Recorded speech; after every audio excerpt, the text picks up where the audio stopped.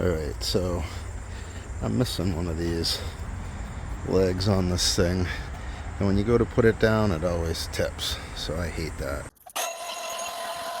Right in.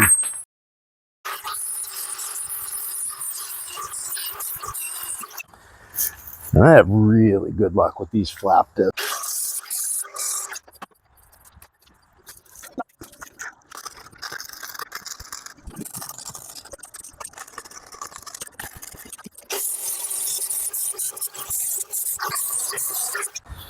Yeah, so that's been bugging me. I'm gonna spray paint that to keep it from rusting. I know it's terrible welding, but it's like farmer welding.